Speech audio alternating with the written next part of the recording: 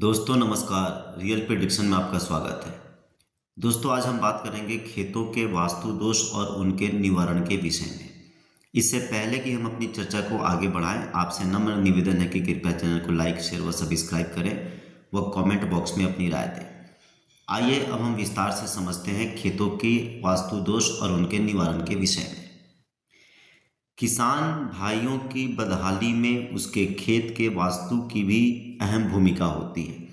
जिन किसानों की फसल लगातार खराब हो जाती है, सामान्यतः उनके खेत अनियमित आकार के होते हैं, जिनका ढलान दक्षिण या पश्चिम दिशा की ओर होता है और इन्हीं दिशाओं में भूमिगत पानी का स्रोत भी जैसे कुआं, बोरवेल इत्यादि होता है। इसके विपरीत जिन खेतों का ढलान उत्तर या पूर्व दिशा में होता है और भूमिगत पानी के स्रोत भी इन्हीं दिशाओं में होता है, उनके खेतों में फसल हमेशा अच्छी होती है, जिस कारण वह किसान आर्थिक रूप से संपन्न होते हैं।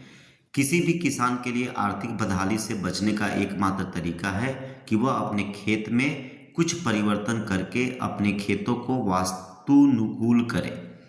तो दोस्तों आगे अब हम चर्चा करेंगे कि किस प्रकार हम अपने खेतों के वास्तु दोष को दूर कर सकते हैं। अनियमित आकार के खेत को आयताकार कर उसके चारों तरफ 1 से 1.5 फुट ऊंची मिट्टी की मेड़ बनाएं या बागड़ लगाएं। यदि खेत का कोई भाग इस आयताकार भाग से बच गया है तो उस छोटे भाग पर अलग से फसल उगाएं। यदि खेत बड़े आकार का है और उसमें बढ़ाव घटाव ज़्यादा है तो ऐसी स्थिति में 1 से अधिक आयताकार खेत बनाकर उनमें मेड़ बनाएं या बागड़ लगाएं। खेत की दक्षिण और पश्चिम दिशा में जो ढलान उसे उत्तर और पूर्व दिशा से मिट्टी खोदकर खेत की दक्षिण व पश्चिम दिशा में डालकर खेत को समतल करें। खेत को समतल करने के लिए मिट्टी कम पड़ने पर कहीं और से भी मिट्टी लाकर वहां डाली जा सकती है। खेत में आग्नेय कोण दक्षिण दिशा, नैऋत्य कोण पश्चिम दिशा, वायव्य कोण तथा मध्य में कहीं भी भूमिगत पानी का स्रोत जैसे कुआं, बोरवेल, बावड़ी, टंकी हो तो उसे मिट्टी भरकर समतल कर दें और नया भूमिगत पानी का स्रोत खेत की उत्तर दिशा, ईशान कोण या पूर्व दिशा में कहीं भी बनाएं। खेत में आने जाने का रास्ता पूर्व ईशान, दक्षिण आग्नेय, पश्चिम वायव्य और उत्तर ईशान में ही कहीं पर रखें।